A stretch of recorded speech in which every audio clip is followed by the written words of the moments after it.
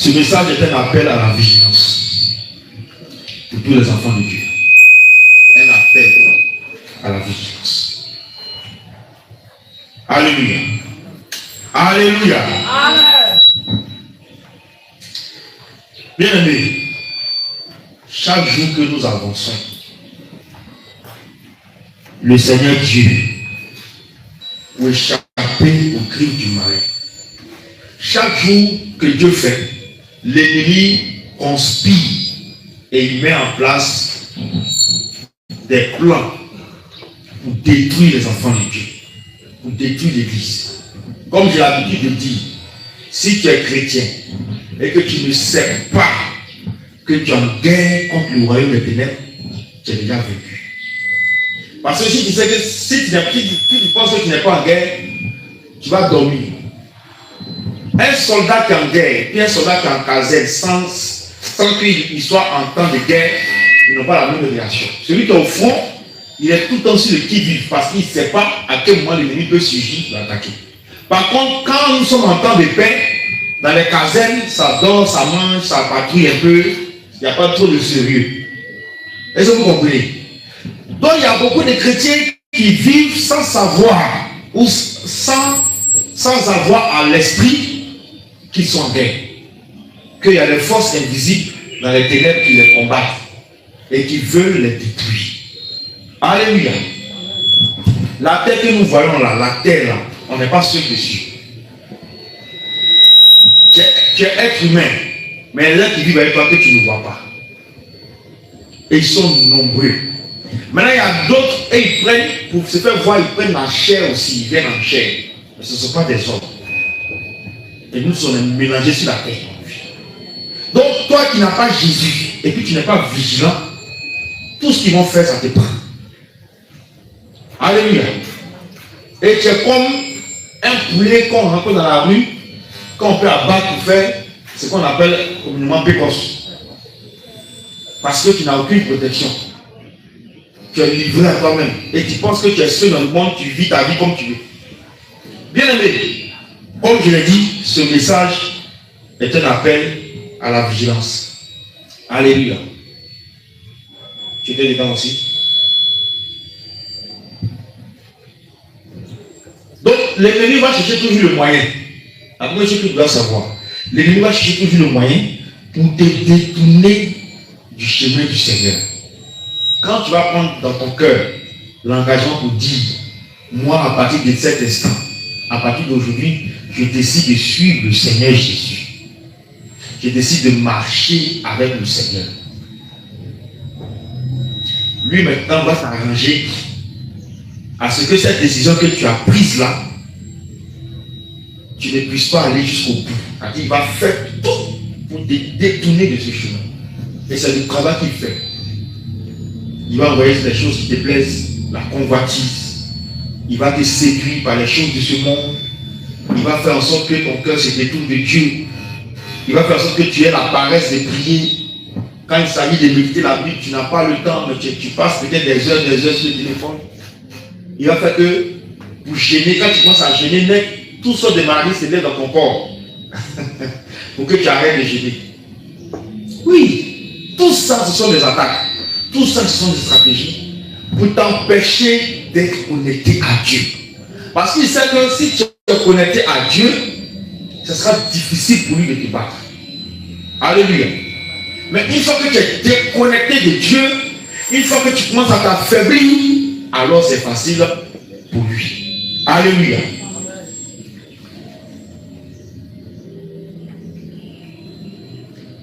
Donc, il va chercher à nous détourner du chemin du Seigneur. Mais le plus souvent, il arrive, il parvient à le faire avec nous notre propre permission. C'est bizarre, non? Comment toi tu peux échapper à quelque chose et puis tu vas permettre encore que la chose t'arrive. Et beaucoup vont se poser la question, mais comment? Oui, souvent c'est nous-mêmes qui donnons la possibilité au diable, à l'ennemi, de nous détourner du chemin de Dieu. C'est nous-mêmes qui acceptons que le diable fasse ça. On lui donne notre accord. Parce que sans notre accord, il ne peut rien faire. Souvent, on dit quoi? Le diable tente. L'ennemi tente, c'est vrai. Mais l'ennemi ne force pas. Est-ce que vous comprenez? Je réponds.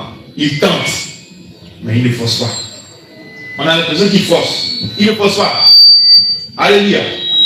Seulement, il insiste beaucoup. Il t'accule avec ça.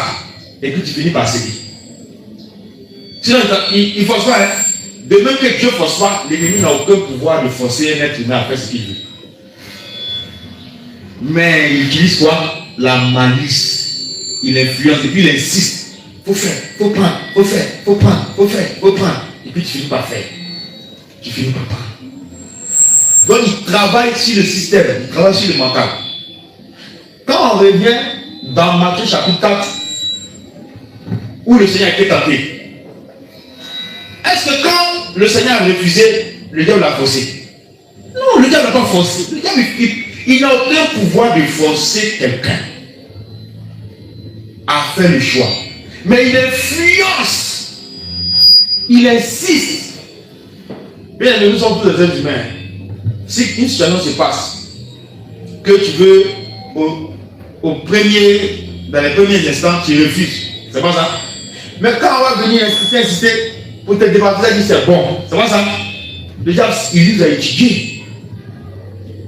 Il sait que très peu d'êtres humains résistent, sont endurants jusqu'à de long terme. Donc, il vient puis il insiste. Il faut se personne. Il ne force pas.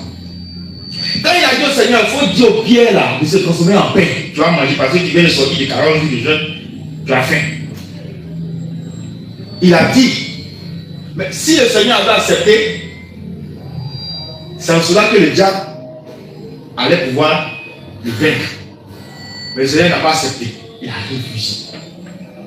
Donc c'est pourquoi aussi quand il vient, il insiste à te pousser à faire le mal, à faire quelque chose là. Toi aussi tu dis non. C'est pourquoi j'ai dit que le diable parvient à nous détourner du chemin de Dieu avec nous-mêmes, notre propre permission. Comment? Par les actes que nous commettons, les actes qui appartiennent à l'ennemi que nous manifestons.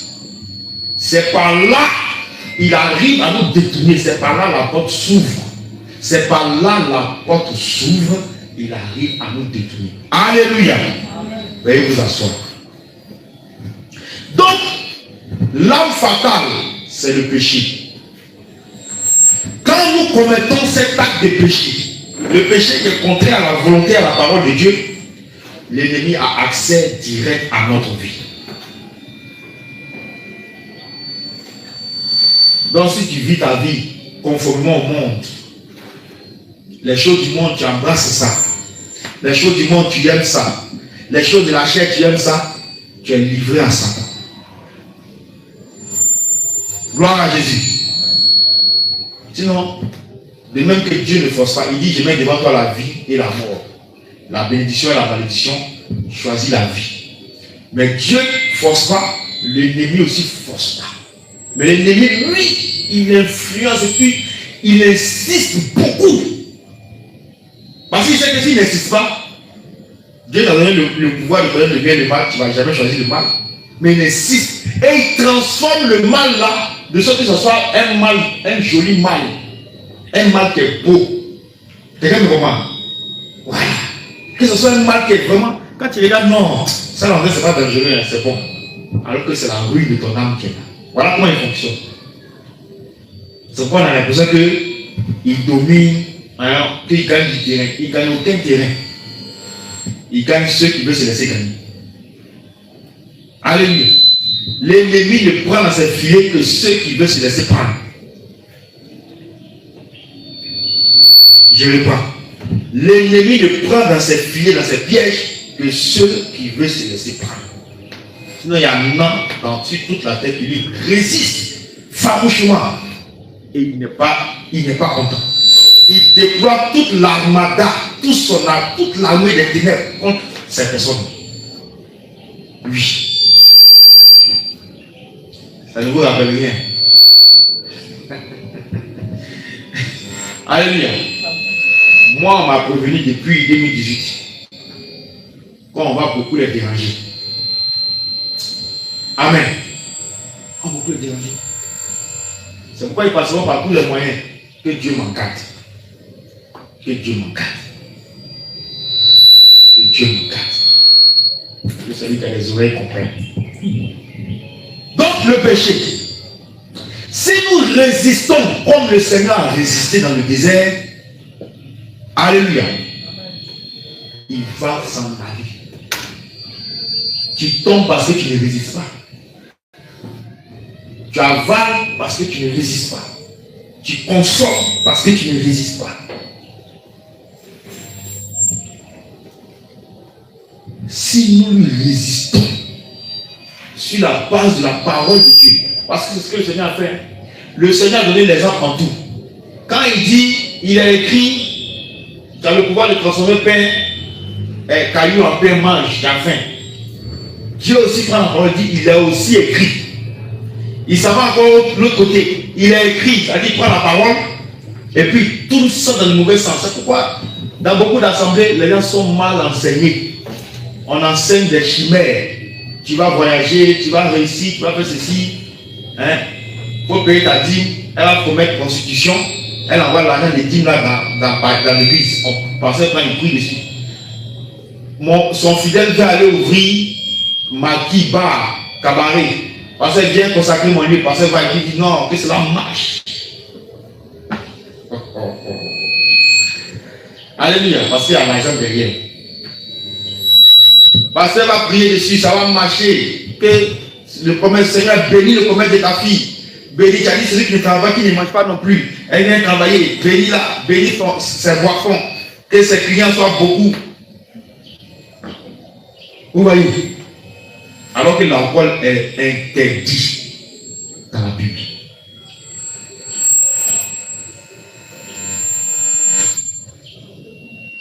Donc, des gens qu'on enseigne mal et qui pensent qu'on peut être dans le péché, venir à l'église et puis aller au ciel. Non, il y a plein de candidats. Je dirais même peut-être les candidats même bien déclarés pour l'enfer sont dans l'église. Oui. Et ils sont nombreux plus que les païens. Ils sont nombreux. Les candidats pour l'enfer sont beaucoup à l'église que dehors. Parce qu'ils sont mal enseignés. On leur dit que vivent leur vie de débauche. Chante qui va coucher avec un homme le samedi soir, dimanche il vient à dormir. Mais si pasteur même fait ça aussi. Alléluia. L'impudicité, l'immoralité passe son cœur dans l'église. Tout le monde s'est fouillé dans l'église là, on s'est fouillé. La sorcellerie, la magie. On finit de dire Amen dimanche. Il prend sa voiture, il va en même temps chez, comment on appelle ça, chez Baba, pour aller consulter. Mais on fait plus que ça a marché. Il vient de quitter à l'église. On n'enseigne pas qu'il faut laisser fétichisme. On envoie l'argent, 10 offrandes, on prend. Oh, Dieu nous a bénis, ça va. L'église avance. Une église monte. Vous comprenez? Les œuvres des ténèbres. Donc, l'ennemi, c'est comme ça. Quand il propose que tu prends, il te gagne. Quand il propose que tu refuses, tu l'as vaincu. Quel que soit le péché ou la tentation qui va se manifester, Dieu nous demande de résister. On va prendre deux passages. Si tu as résisté, il fuit, il échoue. 1 Pierre 5, verset 9. 1 Pierre 5, verset 9. J'ai lu au nom de Jésus. Résistez-lui avec une foi ferme, sachant que les mêmes souffrances sont imposées à vos frères dans le monde. Dieu nous demande de résister. Il ne nous demande pas de succomber, mais il nous demande de résister. Résister farouchement. On va résister avec quoi? Une foi ferme. Ton nom c'est non. Ton oui, c'est oui. Voilà ce qu'est le chrétien. Si tu veux vaincre l'ennemi, tu dois marcher comme ça. Mais si tu es dans l'affaire de oui, mais, non, mais, tu vas prendre tout ce que l'ennemi va te proposer. Tout. Gloire à Jésus. Jacques chapitre 4, verset 7. Je lis. Soumettez-vous donc à Dieu, résistez au diable et il fuira loin de vous.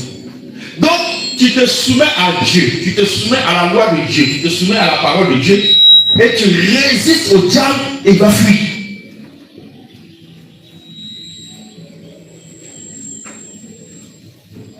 Attention, quand il fuit, c'est pas que il t'a abandonné pour de bon.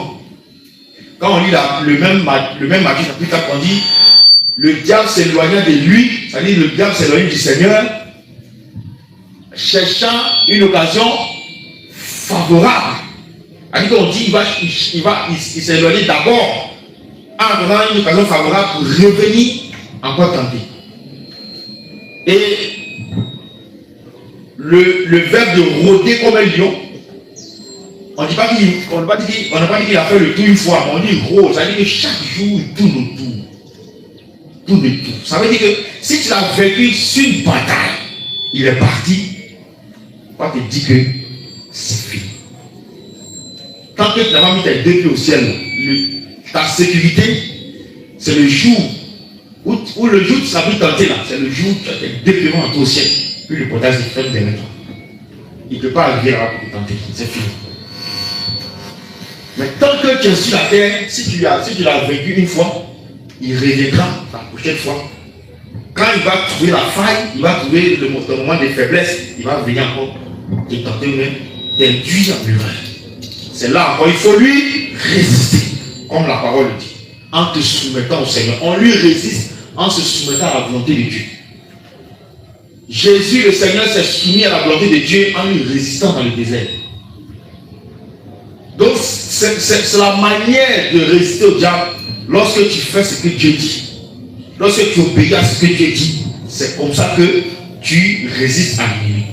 Amen. Donc, il n'a jamais été dit dans la parole de Dieu que l'ennemi va tenter une seule fois et puis va s'arrêter. Ça n'a jamais été dit.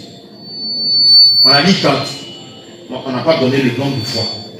Ça veut dire que jusqu'à ce qu'il soit détruit par Dieu, il continuera de tenter toujours.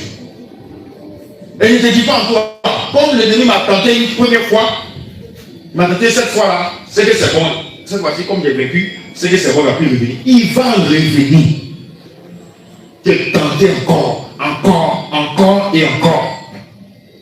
Et tant que tu résistes, tu le vaincras. Alléluia. Il va tenter à ce qu'il trouve l'ouverture pour entrer. Ça me rappelle un documentaire que j'ai regardé. Il y a ce qu'on appelle la censure. Il y a différentes formes, hein, selon les eaux. La censure des rivières et autres. Il y en a qui sont longues comme ça. C'était une bataille entre un crabe et puis une censure. Vous voyez la nuit du crabe, la carapace.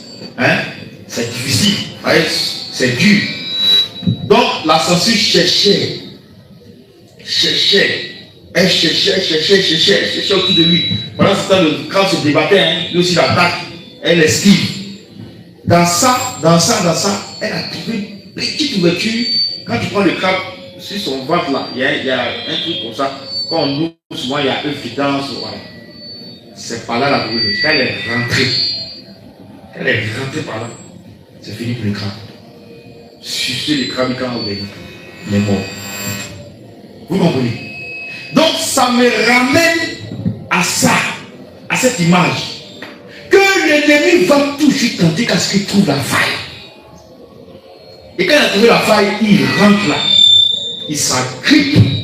Il ne sort plus. Si ce n'est pas la grâce de Dieu, tu es libéré. Alléluia. Tu te rends compte pendant que je parle de qui tu as affaire. Les gens méprisent trop l'ennemi. Il n'est pas de le craindre. On le méprise trop. Oh, Oh, tu viens de mentir, Satan il te domine, il marche sur toi. Tu as marché comme une voix sur Satan depuis que tu es chrétien. Et puis il est là encore. Je marche, j'écrase, je fais, je pile, je découpe. Tu as marché sur lui combien de fois? Tu es dans le péché, tu t'imagines Satan. Dieu nous aime. Parce qu'il va, comme il va t'allumer pour te montrer qui est le grand frère. Il est né avant toi. Alléluia. Tu ne peux pas être dans le péché et puis il va déjà dans les églises, elle a mèche. Couleur, ça fait que tu as dit combat. Elle aussi a dit j'écrase, j'élimine, mais tu as ma chose, tu es impoli, hein. Tu as ma chose sur ta vie, tu viens me combattre. C'est pour ça. C'est bien impoli de ça. Tu as ma chose sur ta tête. Dieu t'a pas créé avec ça, tu as ça sur ta tête. Et puis tu dis, Satan, feu. C'est qu'elle veut t'avoir. Vous comprenez? On ne peut pas combattre avec l'ennemi. On peut combattre l'ennemi avec ce qui lui appartient en nous. C'est un combat perdu d'avance. Alléluia. Il y a des démons qui se cachent dans la mèche pour entrer dans les églises. Quand l'église est trop en feu, ils se cachent dans la mèche, ils sortent. Ça lui donne l'autorisation. On ne peut pas le tuer là. Et puis il est là, il est dans l'église là aussi, il fait culte. Les démons qui fait culte. Parce qu'il n'y a pas la présence de Dieu. Donc, il va rôder, jusqu'à trouver la faille. Quand on va remonter au verset 9 de 1 Pierre 5, verset 8, pardon, il dit quoi? Soyez sobres, veillez. Votre adversaire, le diable, rôde comme un lion rugissant, cherchant qui il la dévorera. Quand on dit dévorer là, bon, nous tous on a eu faim. Une fois, bon, présentement on a faim. Vous comprenez? On s'en va midi, donc on a faim. Si on a proposé un plat de poulet ou de poisson, d'article, qu'est-ce qui va se passer? On va dévorer le plat, ça veut dire qu'on va manger de sorte à ne rien laisser. Donc, je te prends cet exemple pour que tu comprennes le sens de dévorer que la Bible dit ici. Quand il va rentrer là, il va tout détruire, il va tout prendre. Donc, cherchant qui il va manger cru, cherchant qui il va dévorer de toute sa force, de toute sa rage. S'agit-il de toi? S'agit-il de quelqu'un d'autre? Toi seul à la réponse. Alléluia. Un autre fait encore que l'ennemi travaille dans l'esprit des enfants de Dieu. L'ennemi ne veut pas que tu saches. Faut bien m'écouter. L'ennemi ne veut pas que tu saches que tu as la bataille sur lui. Il travaille à ce que dans l'esprit des chrétiens, les chrétiens soient toujours faibles. Ils se croient toujours faibles. Alléluia. C'est pourquoi tu as dit à un chrétien, il faut prier pour tel malade, il va se lever. Il faut que tu as dit à tel chrétien, faire délivrance de tel. À tel chrétien manifeste la puissance. Pour lui, il dit qu'il n'a rien, il n'est rien. Et ça, c'est le travail que l'ennemi a fait pendant des années. Il ne veut même pas qu'un chrétien. Parce qu'il se dit quoi? Le jour où un chrétien va prendre conscience qu'il a l'avantage sur lui, qu'il domine, par le nom de Jésus, il est foutu. Qu'est-ce que tu as compris?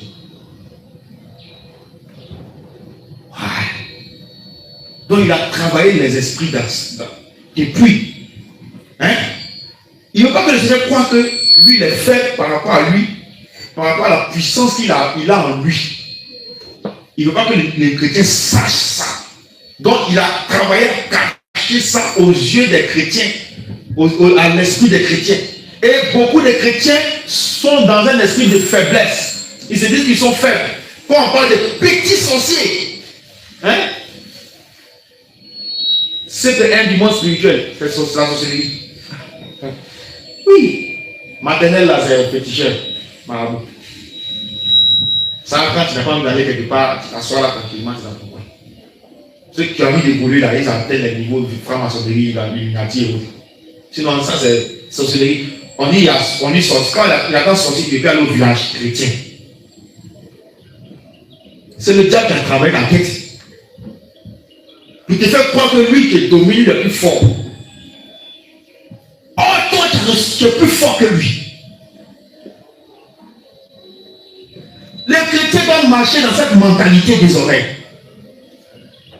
Cette mentalité-là, chrétien, tu dois marcher dans ça. Dis-toi en toi. Attends, il y a un passage. Galates 2, verset 20. Qui dit quoi? J'ai été crucifié avec Christ.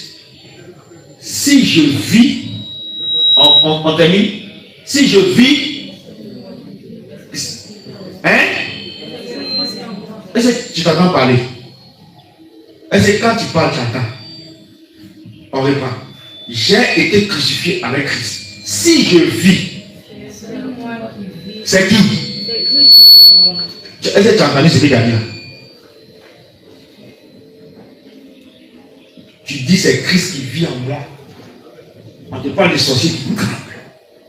On te parle des marabouts, il va lancer sort, tu trembles.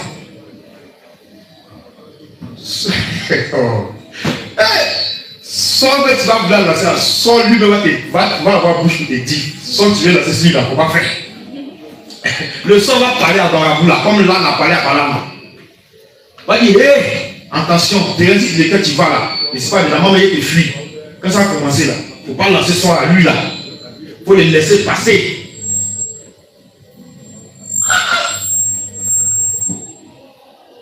Mais on parle des sorciers. Et des marabouts, tu appelles, tu chantes. Si je vis, c'est moi qui vis. C'est Christ qui vit en moi. Et puis tu trembles. Et dans ta tête, tu te crois inférieur au royaume des ténèbres. Et puis Christ vit en toi, mon gars. C'est pourquoi je te pose la question, est-ce que tu t'entends parler? Est-ce que quand tu dis ça, tu analyses bien, tu pèses bien les paroles que tu dis? Si je vis, ce n'est plus moi qui vis, c'est Christ qui vit en moi. Ton ennemi ne veut pas que tu saches ça. Il ne veut pas que tu détectes ce mystère. Parce que ça sera une force pour toi dans le combat. Si toi tu vas dans un combat en ayant dans l'esprit que tu es déjà faible, tu seras vaincu. Mais si tu vas dans le combat que tu domines, que tu es fort, en Jésus, tu as déjà la victoire, avant même que ça commence. Et voilà la chose que l'ennemi ne veut pas que les enfants de Dieu sachent et qu'ils aient en eux. On dit, ah, il y a un génie dans la forêt là. Et puis, chrétien, il y a un génie là-bas. On va passer où? Moi, il n'y a pas de génie là. Génie. C'est qui? Le génie est qui? Devant Dieu. Mais quand on te dit, quand tu vas dans le village, tu dis, ici là, il y a un génie. Tu fais sortir quel passage? Donne-moi le passage là. Ah, ma fille, sois bénie. Tu déclares à l'Éternel la terre, c'est qu'elle rend faible, moi, c'est la vie. Qui est le génie devant l'Éternel? C'est qui? Un pauvre esprit égaré qui a eu au moins un petit refuge. Dieu lui a donné un refuge un peu dans la forêt là. Non, c'est lui. C'est un esprit égaré. Il est qui devant Dieu? Enfant de Dieu. Ce qui est seulement te dire, ça grince des dents dans le royaume des ténèbres. Donc tu sais ça.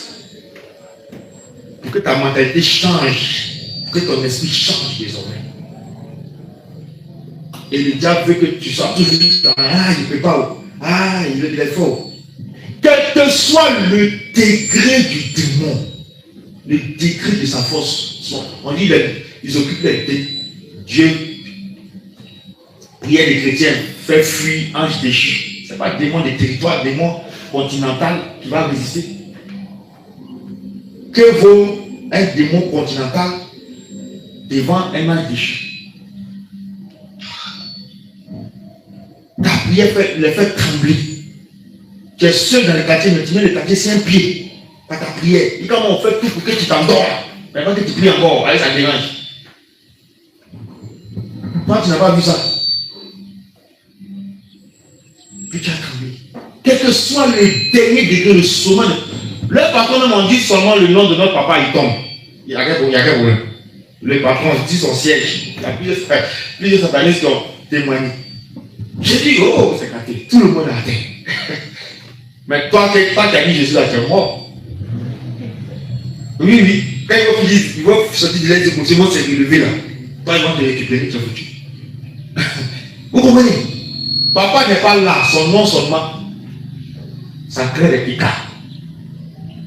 Donc, le patron lui-même, il tombe. Tu as peur de qui? Quand ça se passe, quand la peur venir, tu actives quel passage? C'est quel passage tu actives? Le psaume 27. L'Éternel est ma lumière, mon salut. De qui? L'Éternel le soutien de ma vie. De qui? Il y a quel souci? Tu ne sais pas qui tu es. Il te dit qui tu es aujourd'hui. Tu es l'enfant du roi des rois, du Seigneur des seigneurs, de l'Éternel des armées. Je pensais que tu allais l'acclamer quand même. Tu n'as pas été fier d'être un enfant. Tu dors, mais tu es choqué. Tu es choqué par la révélation. Allez, amen. Il faut que tu saches, tu es l'enfant du puissant de Jacob. Est-ce que toi tu sais ça? Est-ce que tu sais que tu es l'enfant de celui qui a créé tout ça là? Est-ce que tu sais? Non, tu ne sais pas. Quand le diable a travaillé, il n'est pas que pour que dans ta tête là, tu sois toujours dans un esprit de faiblesse, toi, de si faible, de si foutu, de si ceci.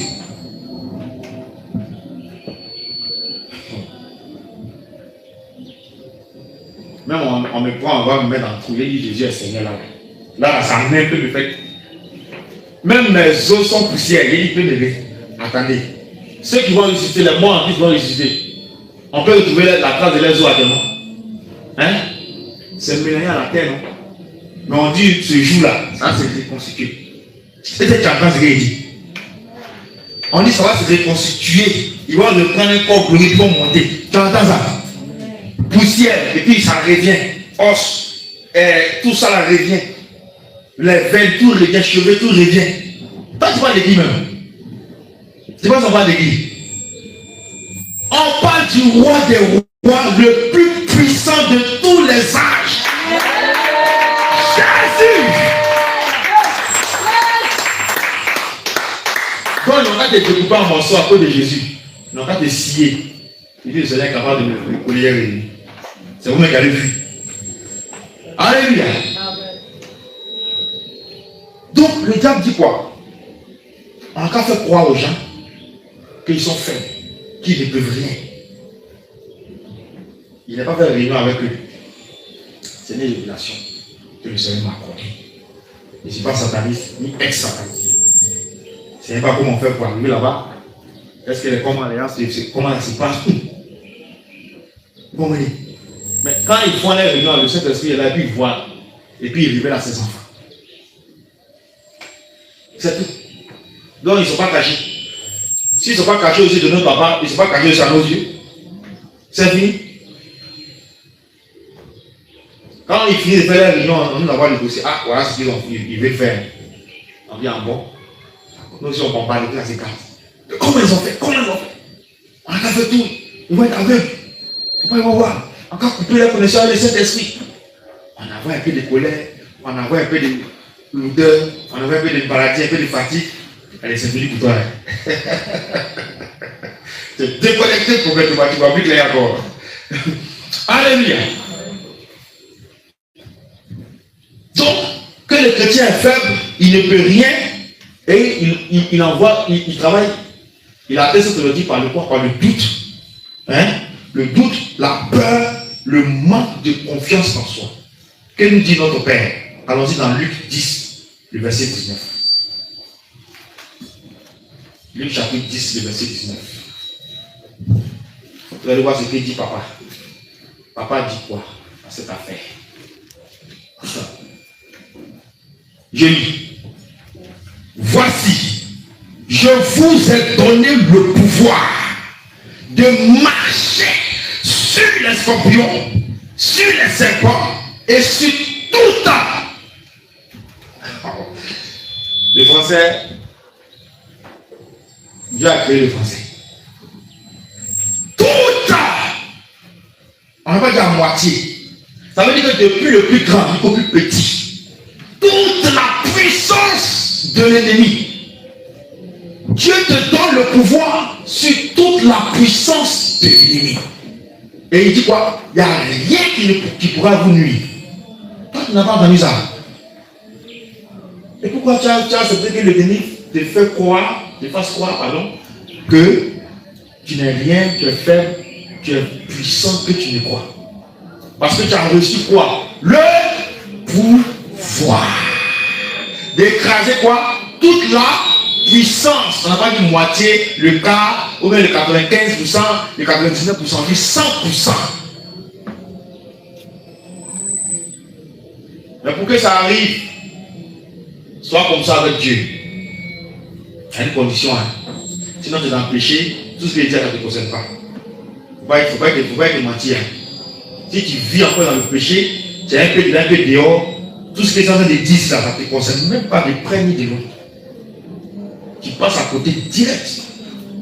Ici, je m'adresse aux véritables enfants de Dieu dont tu as dit qu'ils sont morts pour le monde et dont le monde est mort pour eux. Eux, ils ne vivent que pour le Seigneur. Mais dans les têtes, quand tu ouvres dans les têtes, tu t'appuies, passant par le cœur, c'est Jésus qui est écrit là. Et le Seigneur y va. Donc, pour que ça s'applique, sois comme ça avec le Seigneur. Obéissance, soumission, justice, sainteté, amour, vérité, mise en pratique de la parole. Comme ça. Alléluia. Donc, le chrétien qui ne marche pas dans l'assurance sera troublé par ces choses, par ces paroles. Voilà. Celui qui ne marche pas dans l'assurance, un chrétien qui ne marche pas dans l'assurance, c'est un chrétien qui sait que sa vie n'est pas en règle avec Dieu. C'est celui-là, lui, il est troublé, il balance un peu. Quand le vent souffle un peu, il veut tomber. Quand on le freine un peu, il est mort en même temps, il tombe évanoui. Sinon, un chrétien qui sait qu'il n'a pas de péché, il s'efforce pour plaire à Dieu. Il y a plein de choses qu'il a laissées. Ce chrétien-là, on ne peut pas le freiner. Mais un chrétien qui n'est pas dans l'assurance, qui n'est pas sûr de lui, qui n'est pas sûr de ce qu'il fait, d'où il va, c'est qu'il y a encore le péché dans sa vie. Parce que pendant que tu veux faire ça, la loi te dit, ah, tu te rappelles hier, tu as fait ça, non? Tu te rappelles, ah, tu as fait ça, non? Ta conscience te gronde. Et l'assurance te quitte. Mais un chrétien qui marche dans l'assurance, c'est celui-là qui est direct avec le Seigneur vis-à-vis de sa parole. Donc le chrétien qui a peur, qui est troublé, qui est tout là, c'est que lui, sa vie là, c'est un peu mélangé. C'est un mot de Nzassa, mélangé un peu d'une manière. Donc ça fait que lui, il ne peut pas s'en sortir, il a pris. Il ne se retrouve même pas. Parce que le péché est caché quelque part. Il sait, Dieu sait, le diable sait. Les trois savent. Alléluia. Oui, il faut qu'on le dise. C'est important. Mais le chrétien qui n'a peur de rien, qui s'en fout, on dit sorcier même plus dit où il est. On dit le plus grand féticheur de la région, il est où? Ce chrétien, il sait sur quoi il marche. Et il connaît sa vie. Il sait que sa vie, quand il regarde sa vie avec la parole de Dieu, le Saint-Esprit la teste que je suis la voix. Donc lui n'a pas peur. Amen. On va prendre le passage 1 Jean 3, verset 20 à 20.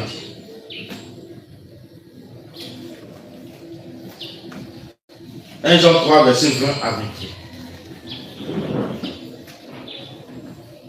Je lis.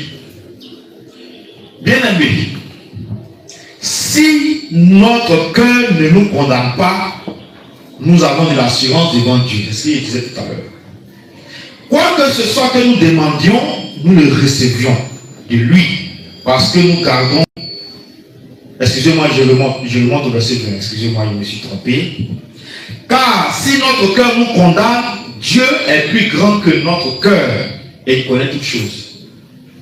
Si ton cœur te condamne, Dieu est au-dessus de ton cœur et Dieu sait toutes choses. Alléluia. Bien aimé, si notre cœur ne nous condamne pas, nous avons de l'assurance devant Dieu. Donc ça veut dire que si on marche que notre conscience ne veut pas nous dire, ah, hier tu as fait ça, hein. Dieu n'aime pas ça, hein. Ah, hier tu as fait des choses, Dieu n'aime pas ça, hein. Nous marchons dans l'assurance. Mais un chrétien qui tue tout, il ne faut pas chercher loin. C'est qu'il y a encore des choses dans sa vie qui cachent, il y a des péchés encore qui tient, qui le condamnent. Donc sa conscience même le brûle. C'est pourquoi il est là, il marche en train dans la voiture. Alléluia. Donc le manque d'assurance vient du fait que nous traînons encore des péchés dans nos vies. Ce qui fait qu'on n'a pas d'assurance dans le Seigneur. Il y a une chose aussi qu'il faut faire.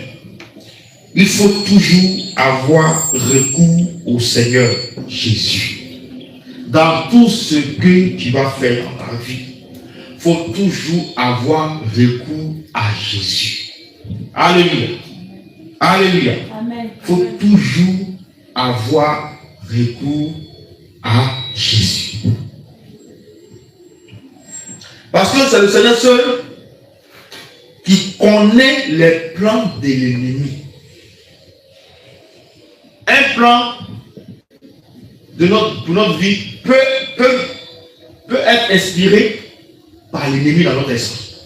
C'est possible. Il y a des choses que tu seras envoyé à faire, mais qui ne sont pas de Dieu. Pourtant, ça paraît juste, ça paraît peut-être inoffensif ou normal, mais ce n'est pas la volonté de Dieu. Et quand tu te mets à faire ça, bien que ça soit normal, ou juste, ou bien parfait, selon toi-même, selon ton analyse, il y a des conséquences après. Est-ce que vous comprenez bien ce que ça veut dire? Ça veut dire comme cela, je prends l'exemple. Un agent de ténèbres qui se déguise en fou, ou bien en mendiant, puis il vient te demander de l'aide, soit de l'argent ou quelque chose. Et puis toi, sans discernement, ce que tu fais, c'est bien, non? C'est pas ça? Mais c'est la volonté que Dieu t'a dit de faire.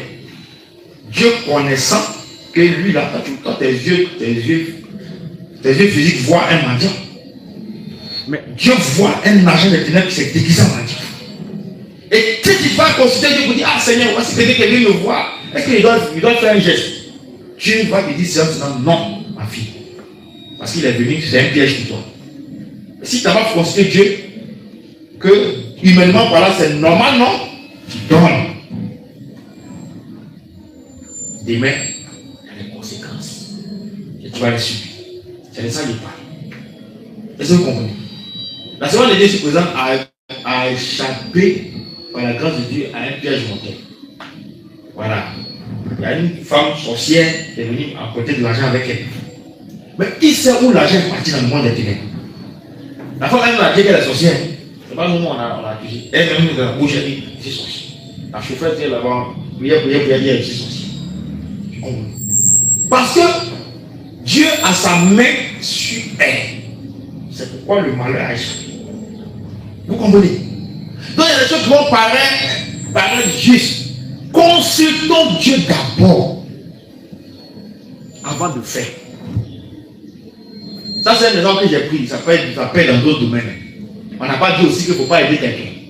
C'est pas ce qu'on a dit. Voilà. On n'a pas dit qu'il ne faut pas aider. Si tu as eu d'aider, ok. Si tu es venu en paix, tu auras la paix. Tu es venu en guerre. Quand moi j'ai fait ma prière, ça te prend. Si tu t'attends quelque chose, ça te prend. Peut-être à lui, tu vas jeter ce qu'il t'a donné. Sinon, tu ne peux pas utiliser ça contre moi. C'est ça aussi la puissance de Dieu. Amen. Donc, il faut faire le bien, il faut aider. Alléluia. Donc, vous comprenez, il faut avoir une recours au Seigneur parce que le Seigneur seul connaît le plan que l'ennemi prépare contre toi. Donc, si tu as l'habitude de te confier à lui, tu as l'habitude de lui demander conseil, lui-même va te orienter pour ne pas que tu passes une mine qui va exploser ou sur une bombe qui est placée devant pour que la te porte préjudice plus tard. Il va te dire, ah, ma fille ne fait pas ça. Mon fils fait ça. Ma fille passe ici, mon fils passe là-bas. Et puis, quand c'est comme ça, s'il y avait des pièges qui étaient établis pour t'attendre, tu échappes. Alléluia. Donc, nous devons faire totalement confiance au Seigneur parce que c'est lui qui est capable de nous révéler les œuvres cachées des ténèbres. Alléluia. Psaume 118, verset 8 à 9. Psaume 118. Il a dit que ce message c'est un appel à la vigilance. Un appel à la vigilance. Pour que tu saches qui tu es réellement. Qu'est-ce qui te combat Et qu'est-ce qui t'attend? Alléluia. Psaume 118, verset 8 à 9, je lis. Mieux vaut chercher un refuge en l'Éternel que de se confier à l'homme. Mieux vaut chercher un refuge en l'Éternel que de se confier au grand. On prend Proverbe 3, verset 5 à 7. Proverbe 3, verset 5 à 7. Proverbe 3, verset 5 à 7. Proverbe 3, verset 5 à 7. Proverbe 3, verset 5 à 7. Amen. Je lis. Confie-toi en l'Éternel de tout ton cœur et ne t'appuie pas sur ta sagesse. Reconnais-le dans toutes tes voies et il aplanira tes sentiers. Ne sois point sage à tes propres yeux. Crains l'Éternel et détourne-toi du mal. Amen. Gloire à Jésus. Et le dernier point qu'il faut savoir, il faut toujours demander l'approbation du Seigneur en toutes choses. En tout cas, dans les choses vraiment les plus importantes, les choses sérieuses, il faut toujours demander l'accord, l'approbation du Seigneur. Voilà. Parce que le Seigneur ne va jamais t'induire en erreur. Il ne va jamais te tromper. Donc, quand tu cherches toujours sa volonté, tu cherches sa volonté en toutes choses, alors il te conduira dans des sentiers favorables, il te conduira, comme le dit le psaume 23, dans le vert pâturage. Voilà. Il ne va pas te conduire dans le désert ou dans les choses qui sont sèches, mais dans le vert pâturage. Ça veut dire que tu vas minimiser tes erreurs. Voilà. Alléluia. Alléluia. Amen. Est-ce que tu peux acclamer le Seigneur?